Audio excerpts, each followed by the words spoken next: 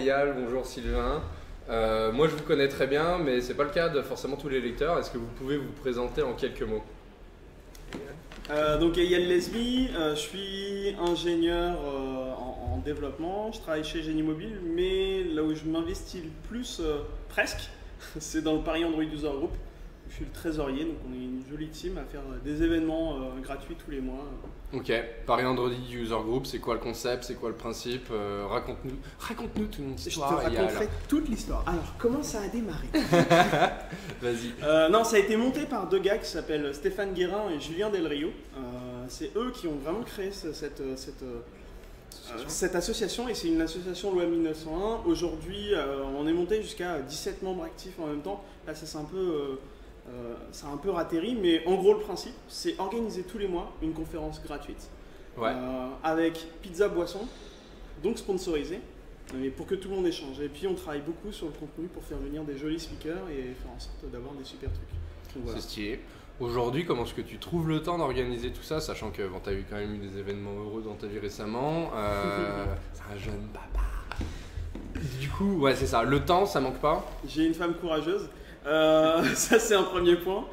Et comment on trouve le temps? Écoute, on trouve le temps sur du temps de sommeil, sur aussi de l'indulgence des employeurs souvent, et qui s'y retrouvent aussi à pouvoir avoir une jolie communauté Android, parce que toutes les boîtes qui font de l'Android aiment avoir des développeurs intéressants et cultivés. Donc voilà, je fais ça sur le temps que j'arrive à trouver. Vraiment, il n'y a pas de structure. Toi Sylvain, t'es pas un parfait inconnu chez Frandroid, t'étais modérateur sur le forum. Exactement, tout le monde a suivi tes vacances au Japon ou pas? Génial. Qu'est-ce que tu fais là, sur mon canapé? Qu'est-ce que je fais sur ton canapé? Tu m'as invité déjà, c'est non, moi je speakais aujourd'hui. Ouais. Au nom de Génie Mobile, qui est C'était la quoi boîte. Le sujet? Alors on a speaké sur le hacking d'applications, comment voler du code et comment se protéger un peu de ça, truc un peu côté obscur de la force. C'était sympa. Donc moi je travaille chez Génie Mobile depuis un peu plus d'1 an maintenant, je fais de l'Android depuis 3 ans, un truc comme ça. Et j'étais là au début de Frandroid en tant que modérateur. On sait qu'on a commencé à être dans les différents événements, les barcamps, les Android Developer Day. Voilà. Et maintenant, j'ai toujours été un peu dans la communauté, toujours un peu dans le coin, sans avoir l'investissement des Yann. Mais ouais, j'ai déjà expliqué au POG, et donc là je suis là en tant que speaker. Du coup, le vol de code dans la sécurité dans les applications, tu peux nous en parler? C'est un peu obscur la sécurité sur Android, pour beaucoup de gens c'est un peu n'importe quoi. En vrai, on sait que c'est pas exactement comme ça, mais il y a un espèce de ressenti qui est différent de la réalité. Est-ce que tu peux nous en parler? Ouais, moi c'est plus on va dire comment protéger ta propriété qui est en tant que développeur, comment protéger ton code qu'on ne te le vole pas, qu'on ne vole pas ton APK, qu'on ne le repackage pas pour le revendre ailleurs. C'est plus cet aspect-là, mais c'est pas trop de la vraie sécurité en tant qu'utilisateur. Et elle va faire un speak demain là-dessus, plus orienté justement en sécurité utilisateur, comment faire attention que les trucs réseau soient pas interceptés. Ouais. Donc la sécurité sur Android, la sécurité en général c'est un domaine très complexe, très complet. Comme les gens le disaient pendant ma conf, c'est que tu as le côté web, tu as le côté applicatif, tu peux te faire voler ton APK, tu as les applications qui peuvent communiquer sur Android, tu peux stocker des données, il y a vraiment énormément de sujets. Et c'est un truc, pour le coup, pour mettre les choses au clair, je représente aussi Samsung aujourd'hui, parce que j'ai la chance d'y travailler au quotidien. Je suis l'ingénieur. Les mecs sur le canapé sont multi-étiquettes. POG, Génie Mobile, Samsung, tout va bien. On s'en sort plus, on sait plus quoi faire. Donc vas-y, excuse-moi, je t'ai coupé. Et tu vois, je suis l'ingénieur en vente de l'équipe B2B sur Android. Donc mon boulot, en gros, notamment, c'est de rencontrer des DSI qui viennent me dire en me disant mais Android, c'est pas sécurisé. Et en fait, l'idée, c'est juste de leur expliquer que c'est aussi sécurisé que tous les systèmes. Et en général, en parlant juste un petit peu de comment c'est structuré, le fait que ce soit basé sur Linux, déjà ça les rassure un petit peu. Parce que pour eux, dans l'image, et encore, même si c'est un peu galvaudé, il n'y a pas de virus sur Linux, de montrer les systèmes de sécurité qui sont mis en place, de sandboxing, etc.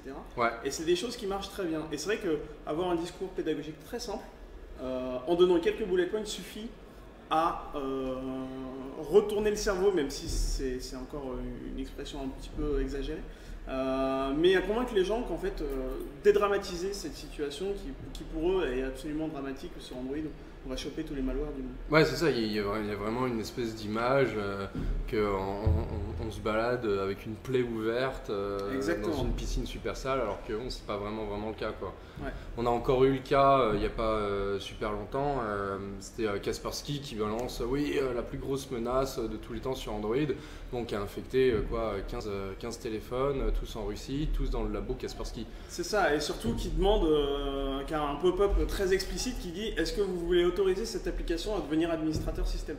Ce qui est encore. Alors ça veut pas dire qu'il n'y a pas de faille dans les frameworks, il y en a souvent, il y en a plein, mais l'important c'est de pouvoir prévenir déjà un petit peu et suivre les choses de près. Mais avec quelques usages très simples de la part des utilisateurs, souvent les choses se passent extrêmement bien. Et tu voulais dire? Ouais, après tu as plusieurs aspects, c'est-à-dire Android, le device que tout le monde a dans sa main, qui fait par les constructeurs, il y a des surcouches, il y a plein d'applis. Il pourra peut-être présenter plus de failles, mais quand tu parles aussi des SI, tu peux leur dire on peut vous faire votre propre ROM en fait. Donc on va sécuriser, on va mettre le minimum. Donc on peut aussi, parce que nous on fait chez Mobile, on vend de la ROM et personnalisée, donc on s'arrange pour que tout ce qui n'est pas sécure disparaisse si c'est une problématique. Donc Android c'est aussi sécure comme le disait Yael que n'importe quel autre système. La communauté de dev, les gars, elle se porte bien.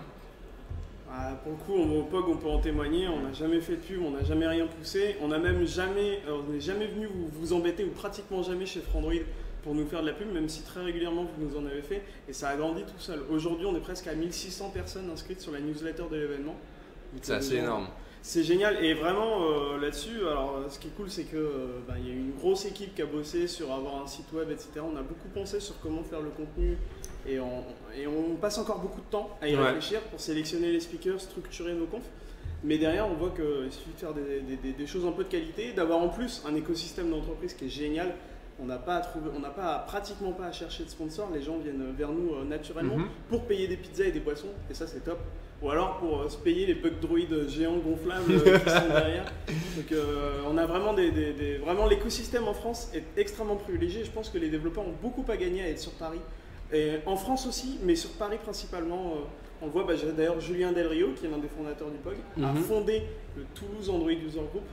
Et il voit la différence aujourd'hui entre une ville technologique qui est Toulouse et Paris qui est un peu un centre français assez important. Effectivement, ouais, parce que Julien, qui est un ancien rédacteur de Frandroid et qui écrit d'ailleurs toujours à l'occasion, à un moment donné habitait sur Paris. C'est à ce moment-là qu'il a fondé le POG, et maintenant il est retourné sur Toulouse où il travaille pour Level Up Studio. Donc c'est la petite parenthèse Julien qu'on aura en interview un petit peu plus tard.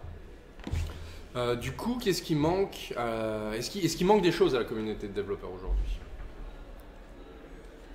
Moi, je pense pas. Les deux prennent une grosse inspiration, sans la grosse réponse. Mais si, mais en fait, il y en a tellement, mais fondamentalement non. Ouais, fondamentalement non. Après, on pourrait toujours vouloir plus, on veut toujours plus, mais non, pour l'instant, la communauté. C'est comme ça qu'on est fait de toute façon. Et Google a bien poussé au début la communauté en organisant des events, en filant des devices. Ouais. Ça a bien fait grossir le truc. Et maintenant, je pense qu'au POG, maintenant on récupère tout ça. Ouais, et en fait, comment ça se passe, c'est qu'au début, clairement, c'est vraiment vrai ce que tu dis, Sylvain. Et maintenant, vrai. mais maintenant, Google prend du recul, en fait, et ils sont plus à gérer les équipes. Google s'investit beaucoup moins dans les projets. Ils structurent en disant, on veut que de octobre à novembre, c'est la saison des DevFest. Une DevFest, c'est une sorte de Google Developer Day avec une journée entière sur toutes les technos Google, notamment de l'Android, mais il y a plein d'autres choses.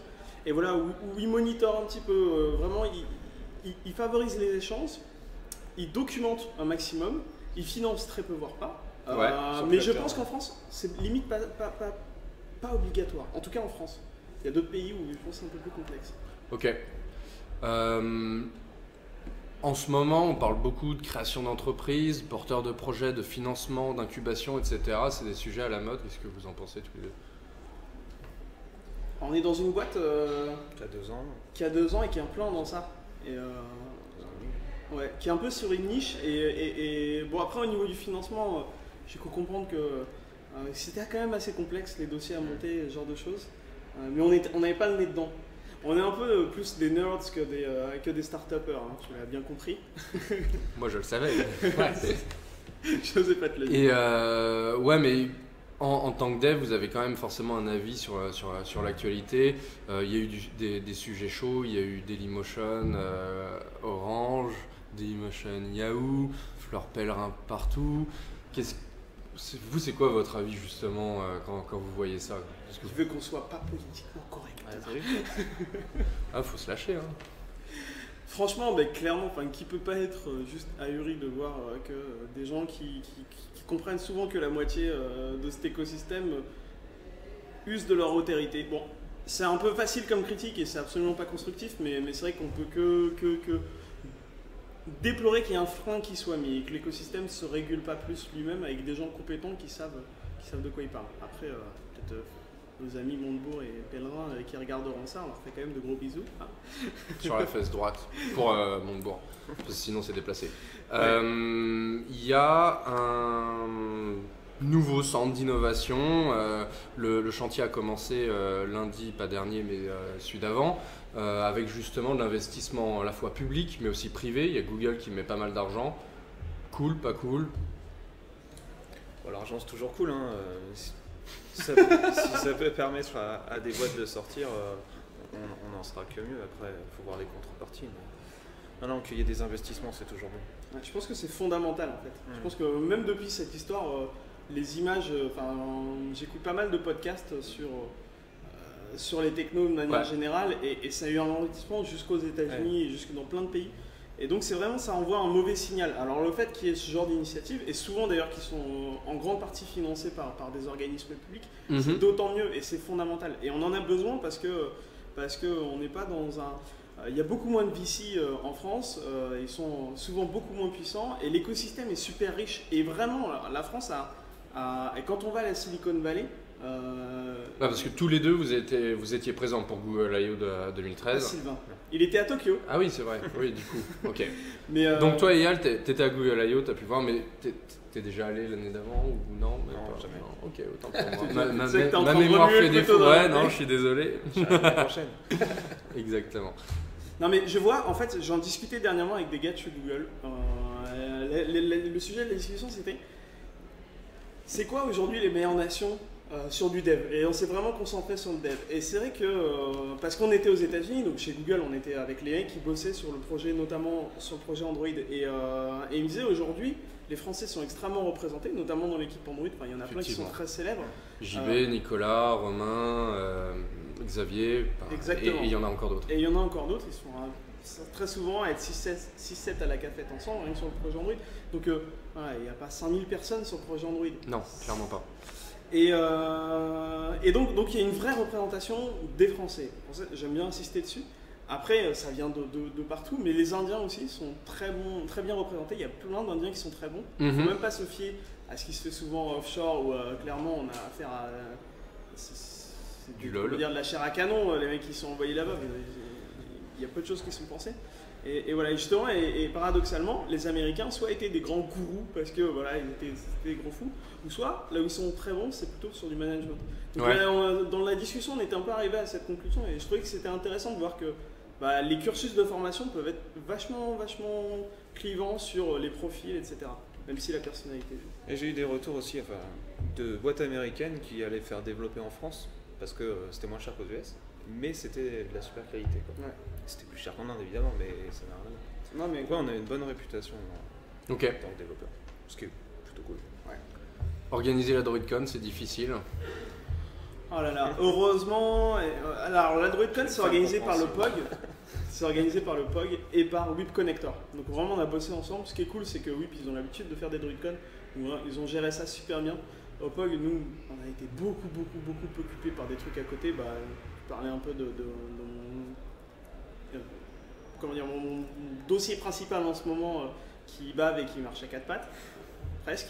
Tu vois, mais donc voilà, on avait plein de trucs annexes où on avait un peu de mal à bosser. Heureusement, WIP nous a vraiment supporté et on peut que les remercier pour ça. Vraiment, ils ont fait du super boulot. Merci WIP.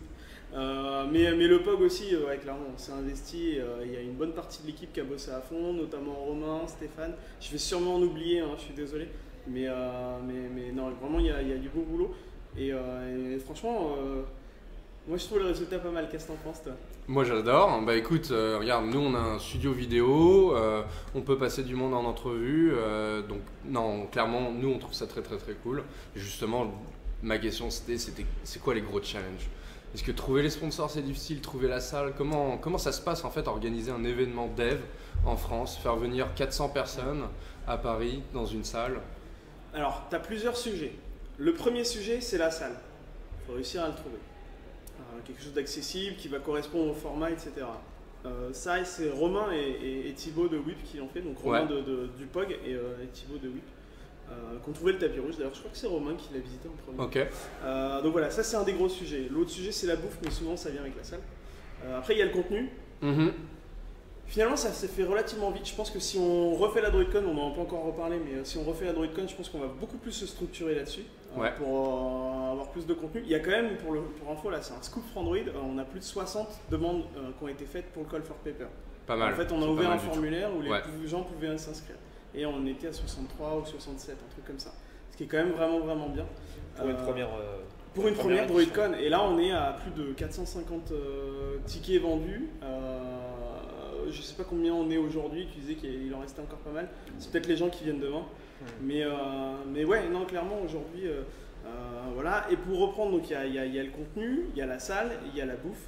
Et après, il suffit de le faire vendre. Et c'est peut-être là que le POG a pu moins s'investir, parce qu'il faut aller sur les events, il faut aller sur le terrain. On l'a fait un peu à la dernière minute et ça se fait finalement super bien passer, parce qu'on est au-dessus des exigences, des objectifs qu'on s'était mis au début. Donc là-dessus, c'est top. Cool. Ouais. Merci la France.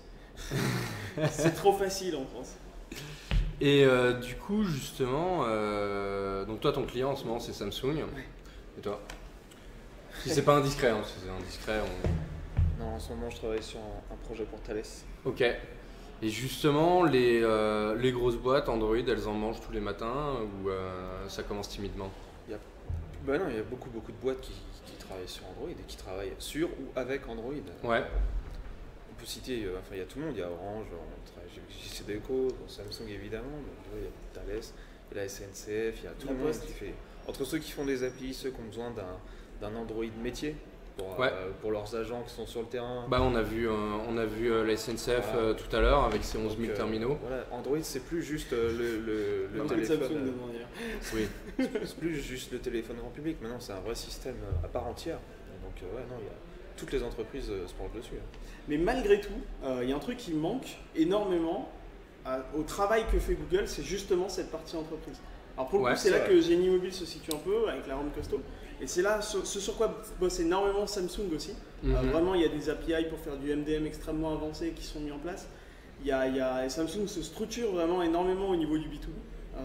Parce qu'il y a un vrai enjeu maintenant à rentrer dans le B2B. Et c'est là je pense qu'un OS atteint sa maturité. C'est lorsqu'il arrive à rentrer dans le milieu professionnel, parce qu'il arrive à convaincre des gens qui vont travailler avec le device et qui ne vont pas juste faire coucou papa maman. Et avoir des arguments pour administrer une flotte et ce genre de choses, c'est fondamental. Du coup, Samsung, est-ce que son objectif, c'est pas d'aller prendre la place que RIM avait avant de s'appeler BlackBerry? Ah, tu veux dire dans le monde de l'entreprise? Dans le monde, gestion de flotte, je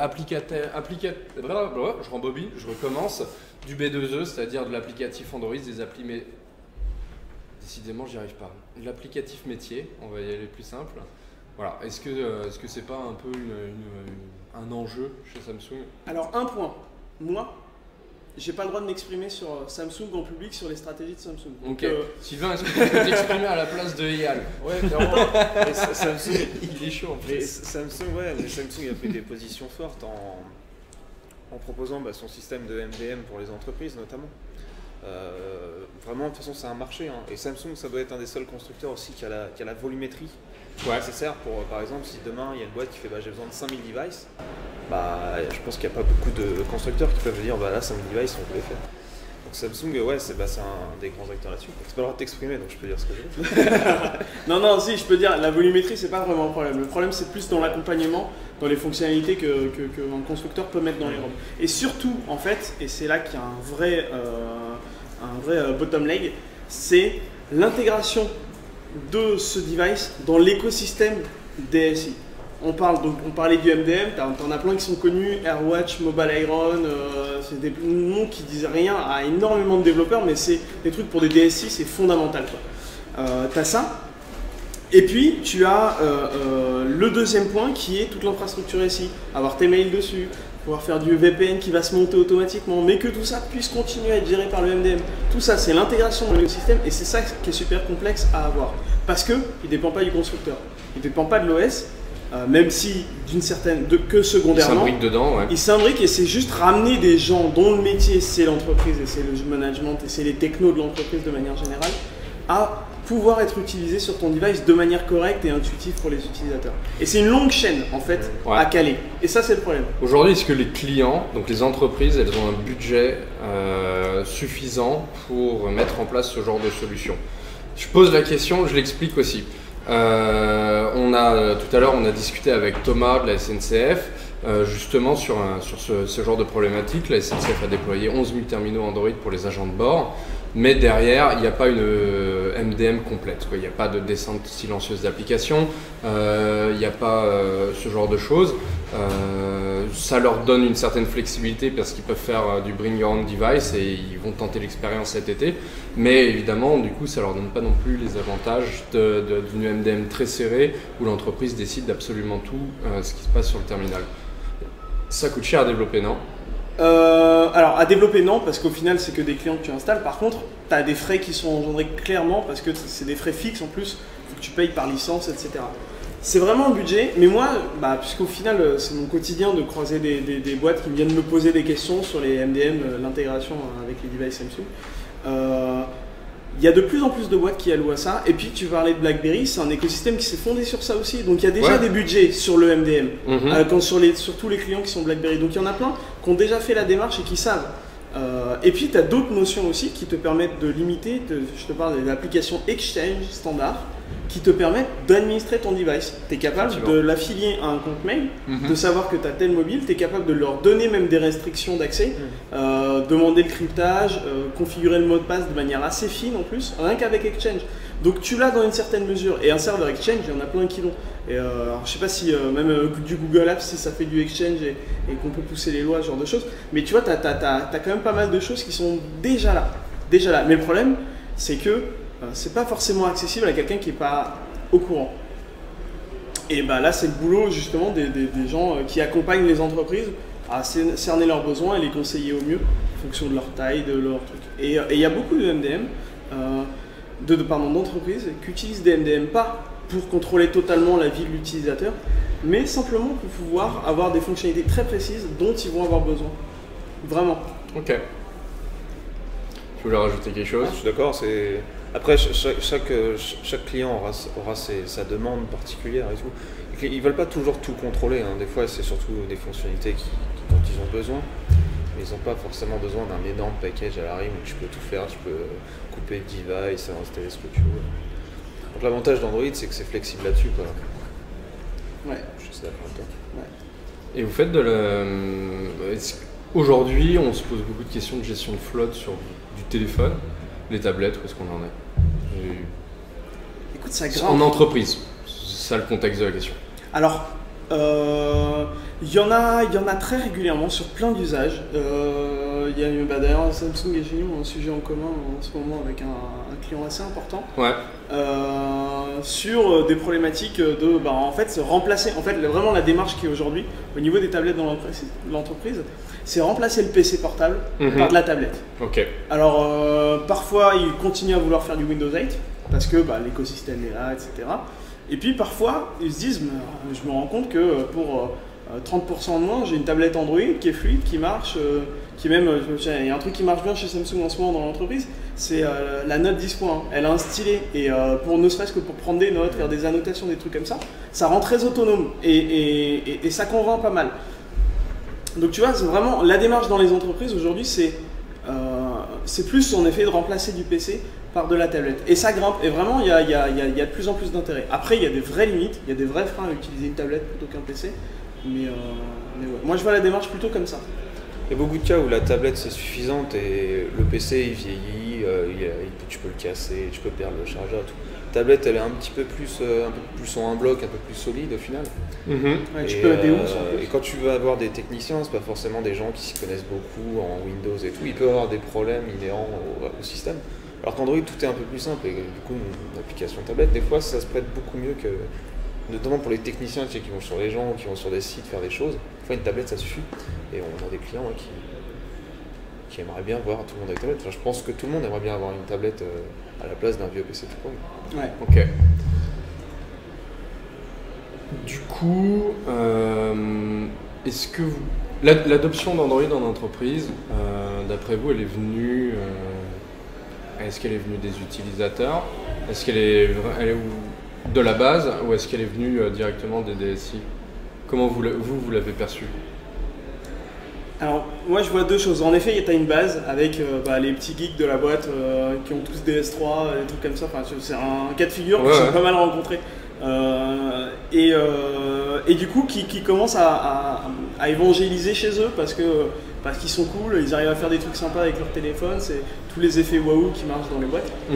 Donc, tu as ça, la base. Peu de VIP, contrairement à l'environnement iOS qui arrive très souvent des VIP. Et puis, tu as un autre truc aussi, c'est que les DSI, c'est souvent les geeks de la boîte. Et souvent, en fait, c'est verminé de l'intérieur. C'est-à-dire que les mecs ont l'habitude d'administrer du Linux, donc Android, ça leur fait pas peur, parce que ça va être un peu le même esprit où tu peux bidouiller si tu as envie, même si c'est pas... souvent, la plupart des gens l'achètent pas pour, mais plein de l'achètent parce qu'ils peuvent le faire. Et du coup, ils se rendent compte qu'en regardant un peu avec leur device, il y a de vrais bons arguments et que ça peut très bien s'intégrer au final. Et voilà, pour moi, il y a les deux phases. Il y a la base, mais il y a aussi les DSI. Parce que c'est aussi un OS que les DSI aiment bien. Et souvent ils ont aussi parfois un peu de mal avec les marques à la pomme et ce genre de choses. Ouais. Et ça leur permet de donner une alternative. D'accord. La marque à la pomme, justement, dans le monde de l'entreprise, comment... Je peux pas parler. D'accord. Moi je pense qu'il y a eu un changement il y a quelques années, c'était avant j'étais toujours développeur Android et du coup, j'étais développeur multi-OS à une époque. Et en fait les gens te demandaient directement quand est-ce qu'on voit une application iPhone, quand est-ce qu'on voit l'application iPhone, quand est-ce qu'on sort, le premier step c'est l'application iPhone, on verra Android après. Ça a changé progressivement pour on veut les deux applications en même temps, jusqu'à un point où maintenant c'est quand est-ce qu'on a l'application Android et après on verra pour l'application iPhone. Et je pense qu'en fait ça c'est venu avec la masse en fait, c'est-à-dire que Android est plus intéressant parce qu'il y a plus de monde qui a du Android maintenant. Et du coup c'était une demande de la masse qui est venue où ils se sont dit Android c'est quelque chose. Et je pense que c'est à partir de ce moment-là en fait où ils ont commencé à réfléchir qu'Android était un bon marché et que peut-être aussi Android pouvait être pour eux une solution. Je pense que c'est un phénomène de masse, c'est mon avis. Ouais, bien supporté par les opérateurs aussi. Bien supporté, parce que moins contraignant. Vous attendez quoi de ces 2 jours de conférence? Du fun.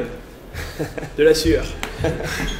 La sueur, ça y en a. Il fait super chaud ici dans le studio. Là. Encore nous, on a la chance de pouvoir ouvrir les fenêtres. C'est vrai. Et c'est toutes vos lampes là. Ouais, mais c'est vrai qu'il y a plein de geeks. Tu sais, c'est les cerveaux, ça chauffe. Ah oui, non mais tout à fait. Et puis c'est mieux quand ça chauffe. Oui, c'est clair. Du coup, est-ce que vous avez des conférences à nous recommander? Qu'est-ce qu'il va y avoir au Demo Camp? Tu veux la meilleure des meilleures? Je veux la meilleure des meilleures. Demain 10h35? Je sais pas, c'est toi. Demain, première conférence, salle 2, juste en face, là, sur le même étage. Je fais un truc sur la sécu. Très frais. Au nom de Samsung, donc vous allez avoir des super slides bleutés. Ok. Et des stylos Samsung aussi. Peut-être que je vais prendre des goodies avec moi. Écoutez, si vous êtes sage et que vous êtes là, je vous donne peut-être des goodies. Il m'en reste encore un peu. Très bon. Oui, parce que ce matin, il restait plus de toupies déjà. Il n'y avait plus de toupies, je t'en mettrai une de côté. Merci Yael. Bon, c'est cool. Merci les gars pour cette super interview. Et puis on se croise dans les couloirs de la DroidCon. Avec plaisir. Bon courage pour la suite. Merci.